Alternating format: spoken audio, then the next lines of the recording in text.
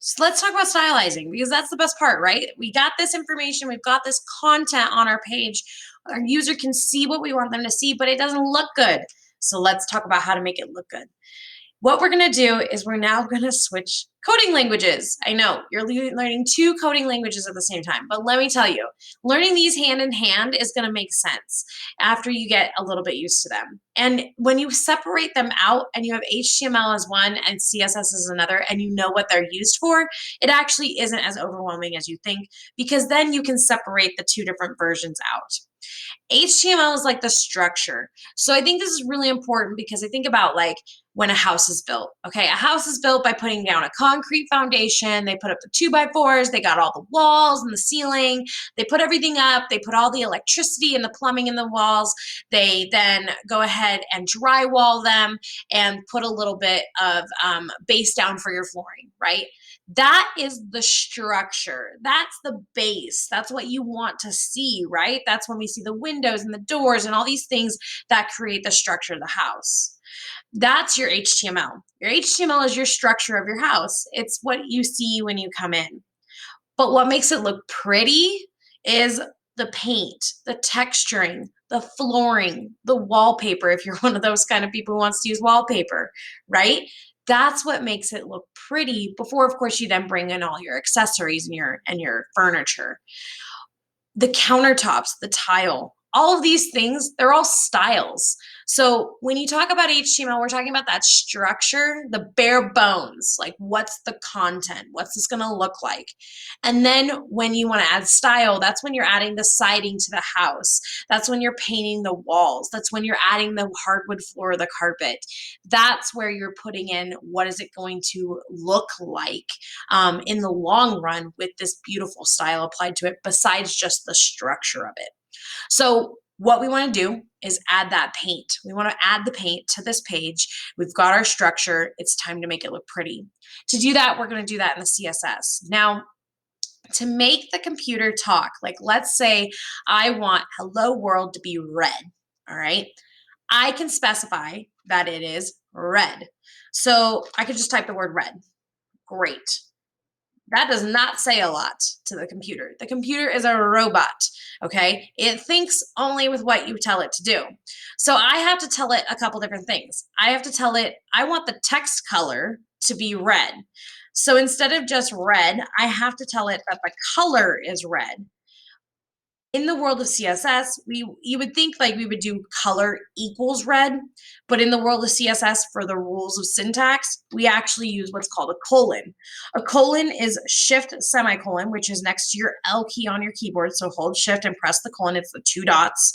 And we've said color is red. This is great, but you haven't told the computer what has the color of red. You need to say, not only is it red, and that's the color of it, the text color of it, but what is it applying to? So I want you to think of like your friend is down the hall, right? Georgie's down the hall. You want to get Georgie's attention. What are you going to do? Their back's to you. You can't see them. What are you going to do? You're going to call out Georgie's name, right? You're going to say, Georgie. And that's how you're going to get them to pay attention to you. Same thing happens in the world of HTML and CSS. We have to tell the computer what piece of code is going to be the color of red, and we're going to call it by name.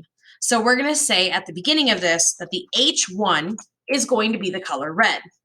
Now we have two more pieces of syntax that have to occur here. We have to say H1, open our curly brackets. Yes, they're called curly brackets.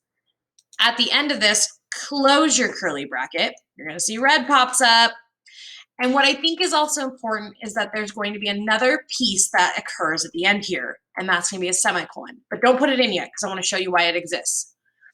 You can see, though, that the second I call upon H1, open and close my curly bracket, your hello world is now red because it is your H1. Well, why isn't your H2 also red?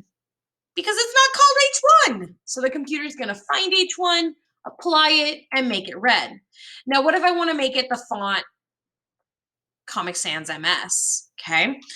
Yeah, worst font in the world. So I'm going to go ahead and after the word red, but before the curly bracket, I'm going to hit enter. And clean coding techniques, I'm going to tab this inward because I want this to show that it is part of the H1. And I'm going to go ahead and put font dash family. This is me telling the computer I'm now specifying a font family for this text. I'm going to go ahead and put a semicolon, or sorry, a colon, and I'm going to put Comic Sans. All right, you'll notice now your red is no longer working.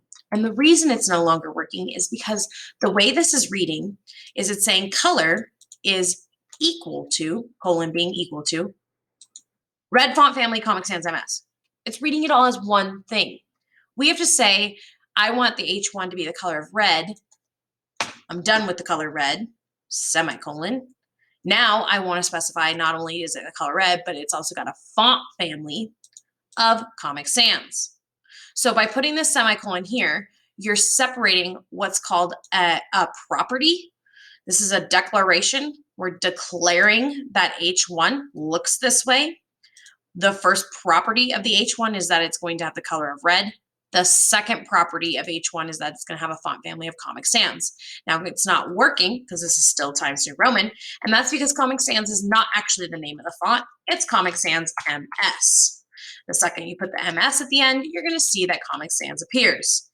Don't forget to close it with a semicolon in the event that you'd like to add more at the end of this declaration. So you just made it look pretty. I mean, Comic Sans is the worst font in the world. And if you don't know why, you'll learn why. But it does look different, and that's what we want. So don't forget to save that.